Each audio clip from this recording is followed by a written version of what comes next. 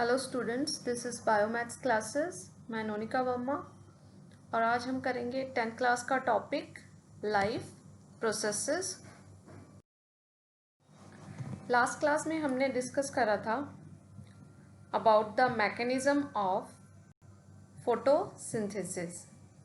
उसमें हमने किया था कि फोटोसिंथेसिस किस तरह से होती है, कितनी फेजेस है और क्या क्या रॉ मटेरियल रिक्वायर होता था। अब नेक्स्ट है बेसिक रिक्वायरमेंट्स ऑफ फोटोसिंथेसिस, कि फोटोसिंथेसिस के लिए बेसिक रिक्वायरमेंट्स क्या क्या होती हैं। First most important component that is chlorophyll, second is carbon dioxide, sunlight and water. These are four important components of photosynthesis. कि अगर फोटोसिंथेसिस होनी है तो ये चार कंपोनेंट सबसे ज़्यादा ज़रूरी है। ओके, अगर इनमें से एक भी कंपोनेंट नहीं है तो फोटोसिंथेसिस जो है वो नहीं होगी। तो सबसे पहले बेसिक रिक्वायरमेंट क्या होती है फोटोसिंथेसिस के लिए? Chlorophyll molecule. ठीक है, तो क्लोरोफिल क्या है? मोस्ट इंपॉर्टेंट कंपोनेंट इसलिए है क्योंकि जितनी भी प्रोसेस है, जो लाइट एनर्जी है उसको इंट्रैप करना है, वो कौन करेगा? क्लोरोफिल। तो हम एक एक करके सारे कंपोनेंट डिस्कस करेंगे। तो सबसे पहले हम डिस्कस करेंगे अबाउट द क्लोरोफिल। ठीक है, तो फर्स्ट कंपोनेंट क्या है? That is chlorophyll. अब क्लोरोफिल क्या है? ग्रीन पिगमेंट होता है। Green pigment present inside the chloroplast. ठीक है, ग्रीन पिगमेंट है कहाँ होता है? क्लोरोप्लास्ट के अंदर होता है। तो इसको थोड़ा सा हम डिटेल में समझते हैं। फॉर एग्जाम्पल,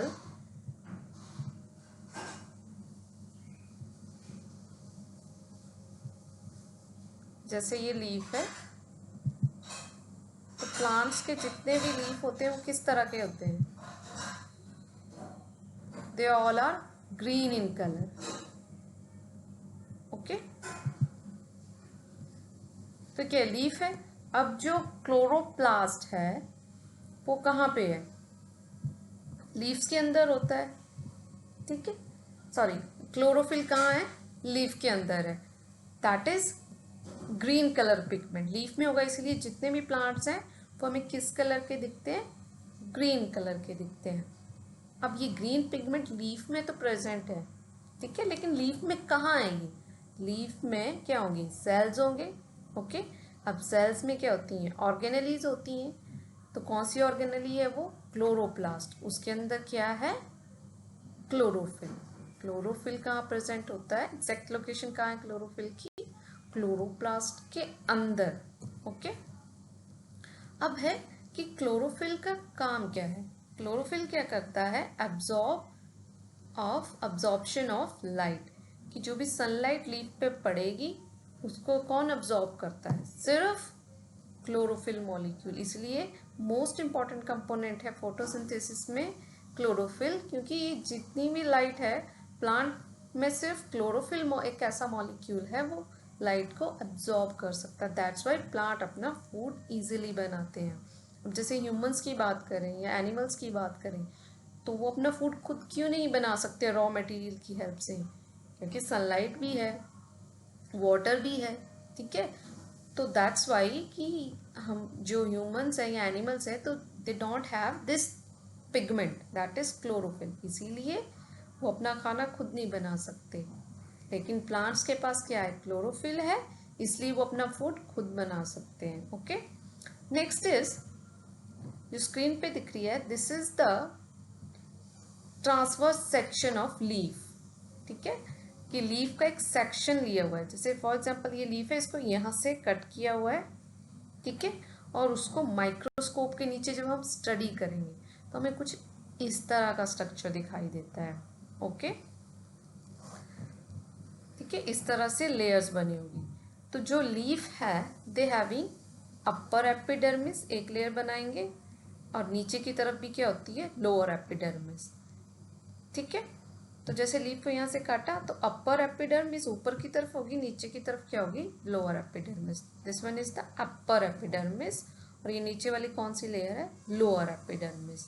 ठीक है, उसके बाद जो एपिडर्मिस है ऊपर की तरफ एक लेयर बनी है, दिस वन, ठीक है, इसे हम क्या बोलते हैं, क्यूटिकल।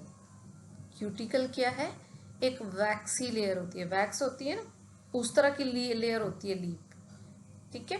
तो उसका मेन काम क्या होता है, जो भी वाटर है उसके लॉस को प्रिवेंट करना है, ठीक है, क्योंकि वैक्स जहाँ पे होती है आपको पता है वहाँ से इजी इवेपोरेशन नहीं हो पाती वाटर की, तो इसका मेन फंक्शन यही है कि एक वैक्सी लेयर होगी लीफ पे, वो क्या करती है, इवेपोरेशन ऑफ वाटर को नहीं होने देती है, ठीक है। सेकेंड वन इज, अब जो ये सेंटर में दिख रहे हैं ये पैरेन्काइमेटस सेल्स हैं, ये दो तरह के होंगे, पैलिसेड एंड स्पॉन्जी सेल्स, ठीक है, दो शेप में है, एक पैलिसेड्स है और दूसरे स्पॉन्जी सेल्स हैं।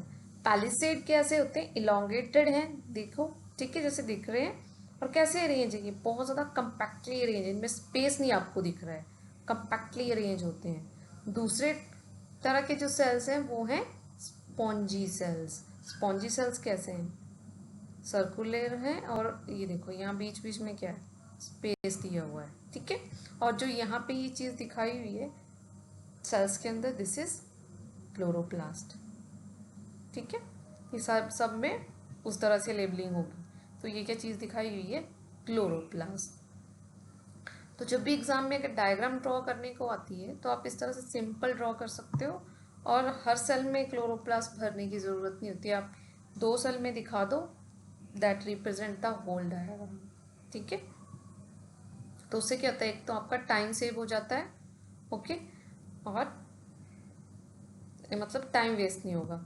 नेक्स्ट यहाँ पे एक पोर होगा, ठीक है, उन्हें हम क्या बोलते हैं, स्टोमेटल पोर। पोर मीन बहुत छोटे छोटे, लीफ के ऊपर बहुत छोटे छोटे माइन्यूट से छेद होते हैं, उन्हें हम क्या कहते हैं, पोर्स, ठीक है। और वो क्या हो गए, स्टोमेटल पोर्स। अब लीफ के ऊपर वो पोर्स है तो उन्हें क्या बोलेंगे, स्टोमेटल पोर, ठीक है। तो this is the internal structure of leaf. जब उसको क्रॉस सेक्शन कट किया तो हमें कुछ इस तरह का स्ट्रक्चर दिखता है। तो केवल बोर्ड एग्जाम में ये पूछ लेते हैं कि draw the transverse section of leaf, ठीक है। नेक्स्ट वन इज, सेकंड जो कंपोनेंट था दैट इज सनलाइट। तो सनलाइट क्या है, source of energy for photosynthesis, क्योंकि फोटोसिंथेसिस के लिए जितनी भी एनर्जी मिलनी है वो कहाँ से मिल रही है, सनलाइट से, ठीक है, क्योंकि जो भी बॉन्ड ब्रेक होने हैं वो उसके लिए एनर्जी चाहिए, वो एनर्जी कहाँ से मिलती है, सनलाइट से। तो सनलाइट क्या है, source of energy for photosynthesis.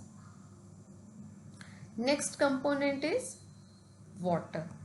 Water जो है नेक्स्ट अनदर इंपॉर्टेंट कंपोनेंट, ठीक है। तो प्लांट जो है वो वाटर कहाँ से अब्सॉर्ब करेंगे, ठीक है, ऐसा तो नहीं है जैसे एयर में है, एयर में से मॉइस्चर ले रहे हैं, ठीक है। तो प्लांट का मेन सोर्स ऑफ क्या रहता है वाटर का, दे अब्सॉर्ब वाटर फ्रॉम सॉइल, कि अगर उन्हें फोटोसिंथेसिस करनी है तो वो वाटर कहाँ से अब्सॉर्ब करेंगे, सॉइल से।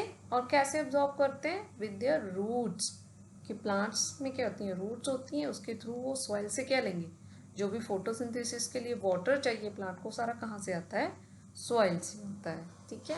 क्लोरोफिल लाइट एनर्जी को अब्सॉर्ब करती है, और जो लाइट एनर्जी है उसका सोर्स क्या है, सन, ठीक है। और जो वाटर है वो कहाँ से आ रहा है, रूट से।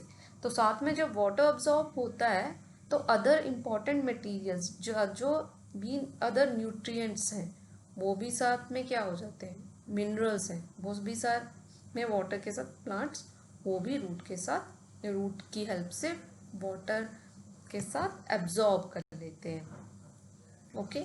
नेक्स्ट इज, अब प्लांट में हमने मैकेनिज्म किया, इम्पॉर्टेंट कंपोनेंट कर लिए, क्या क्या इम्पॉर्टेंट कंपोनेंट थे। अब जब प्लांट में फोटोसिंथेसिस हो गई तो उन्होंने क्या बना लिया है, अपना फूड बना लिया है, ओके।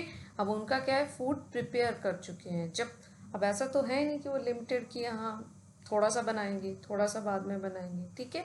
तो वो क्या है, जो प्रोसेस है वो कंटिन्यूसली, जब लाइट होती है वो कंटिन्यूसली प्रोसेस चली रहती है। तो जितना भी फूड बना होता है जब वो एक्सेस में बन जाता है तो उसको वो कन्वर्ट कर देते हैं, मीन्स स्टोर करके रखते हैं in the form of starch. तो कई बार क्वेश्चन पूछते हैं what is the reserve food material in plants. तो प्लांट का रिजर्व फूड मटेरियल क्या होता है? स्टार्च होता है। ठीक है, तो नेक्स्ट कंपोनेंट है कार्बन डाइऑक्साइड। ठीक है, ये भी अदर इंपॉर्टेंट कंपोनेंट है। अब प्लांट्स को कार्बन डाइऑक्साइड कहाँ से मिलती है? जैसे लाइट एनर्जी सन से मिली, बाकी वाटर रूट से एब्जॉर्ब कर लिया, क्लोरोफिल था वो प्लांट्स के अंदर होता है। अब कार्बन डाइऑक्साइड वो कहाँ से लेते हैं? हमारे जो भी हमारी एनवायरनमेंट है, एटमॉस्फेयर जिसे हम कहते हैं, वहाँ से उसे कौन सी गैस लेनी होती है? Carbon dioxide. अब जो कार्बन डाइऑक्साइड है ऐसे तो है नहीं, गैस है। ठीक है, इनके पास कोई इंस्ट्रूमेंट है जिसके थ्रू वो ले लेंगे? नो। क्या होगा, जो कार्बन डाइऑक्साइड है वो कैसे अब लीफ के अंदर जाएगी? क्योंकि फोटोसिंथेसिस सारी कहाँ होनी है? लीफ में। लीफ में क्लोरोफिल आ गया, सनलाइट अब्जॉर्ब हो गई। ठीक है, रूट से पानी लीफ तक पहुंच जाएगा, सारी चीज़ें एक जगह पे आ गई। लेकिन अब क्या, कौन सा कंपोनेंट रह गया? Carbon dioxide. तो उसको वो कैसे लेते हैं? Through the stomata. ठीक है, अभी हमने लीफ का डायग्राम करी थी, उसमें हमने क्या कहा, छोटे छोटे पोर्स होते हैं लीफ के अंदर, छोटे छोटे छेद होंगे। ठीक है, उन्हें हम क्या बोलते हैं? स्टोमेटा। उनके थ्रू जो है वो गैसेस लीफ के अंदर और बाहर आती जाती हैं। ठीक है, तो कार्बन डाइऑक्साइड कैसे लेंगे लीफ? Through stomata.